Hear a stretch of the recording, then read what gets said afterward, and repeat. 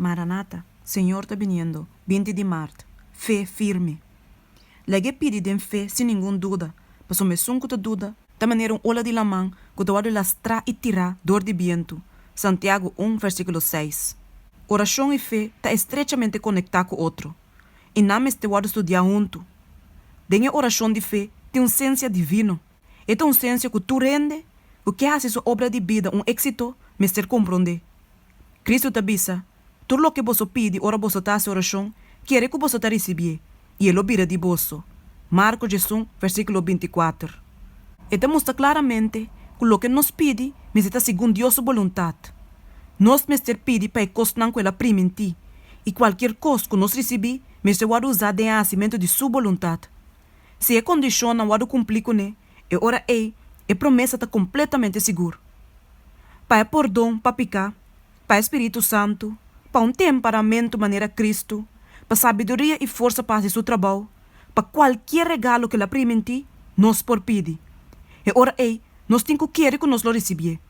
E dona danke a Deus que nós receber essa aqui não. Nós não mestre busca para nenhuma evidência exterior de bendição aqui. E regalo está de promessa. E nós por seguir nosso trabalho, segurar que o que Deus aprima em ti é capaz para fazer também. E que o regalo que já acaba nós possuir, lo vai realizar, ora que nós temos de mais tanto. De viver de maneira aqui, segundo a palavra de Deus, significa o entregamento de inteira vida na gente. Um sentido contínuo lo vai sentir de necessidade e dependência de Deus. Um desejo de coração para Deus.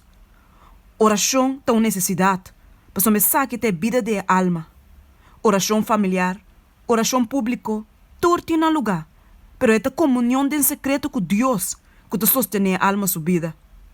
Uma intensidade, maneira nunca promete, a hora de mirada toma controle do mundo. De divertição, de ganamento de placa, de competência para poder, de hasta a luta de existência mesmo, tem uma força terrível que está ocupando e tomando controle de corpo, mente e alma. Mas meio de velocidade aqui que está sendo louco, Deus está papiando. E está pedindo-nos para apartar e buscar comunhão com Ele. Seja quieto e sabe que ama a Deus. Salmo 46, versículo 10. Não diz pausa para um momento de sua presença, mas um contato personal com Cristo, para sentir um rato de companheirismo junto com Ele. Essa aqui está nossa necessidade.